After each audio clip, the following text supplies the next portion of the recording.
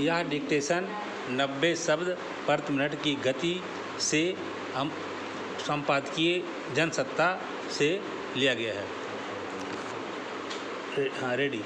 नई सरकार ने शपथ ले ली है, नई उम्मीदें हैं और चुनौतियां भी बेशुमार हैं। प्रधानमंत्री नरेंद्र मोदी की पिछली 2 सरकारों में भाजपा अकेले बहुमत के पार थी। इस बार जबकि राजग लगातार तीसरी बार सत्ता में आई है, भाजपा की घटक दलों पर निर्भरता है। उनके साथ तालमेल बनाकर चलने की चुनौती है।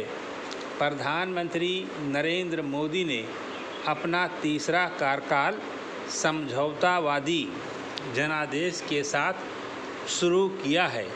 नतीजतन मोदी के 72 सदस्यीय नए मंत्रिमंडल में भाजपा के सहयोगियों के 11 मंत्री हैं। साथ ही देश को मजबूत विपक्ष मिला है। नीतियों को लागू कराने के दौरान सरकार को विपक्ष को साथ लेकर चलना होगा।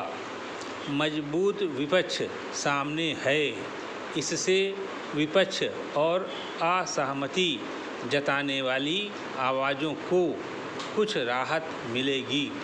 सत्ता और विपक्ष दोनों के लिए आगे का रास्ता अवसरवादी जोड़ तोड़ की राजनीति नहीं, बल्कि आम लोगों की उम्मीदों और संघर्षों में निहित राजनीति होनी चाहिए। इस स्थिति ने संयमित प्रशासन की उम्मीद जगाई है।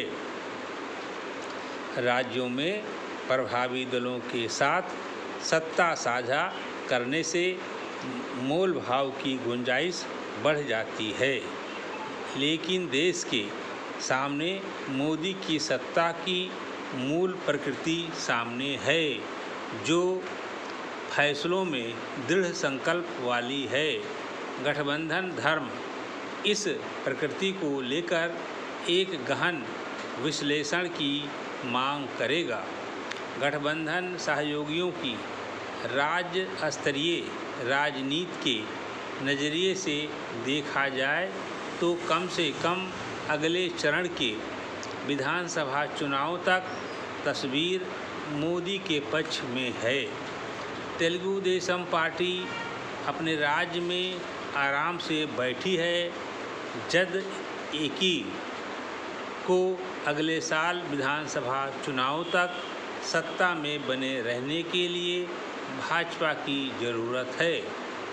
लोजपा के चिराग पासवान और फिर से उभर रहे राजद की चुनौती सामने है। महाराष्ट्र में एकनाथ शिंदे भाजपा के दम पर मुख्यमंत्री बने हुए हैं। जद ब्रैकेट में सिकू ब्रैकेट बंद रालोद और राकांपा जैसे अन्य गठबंधन सहयोगी अपने फायदे के लिए सौदेबाजी से परे कोई प्रभाव नहीं डाल सकते। बस।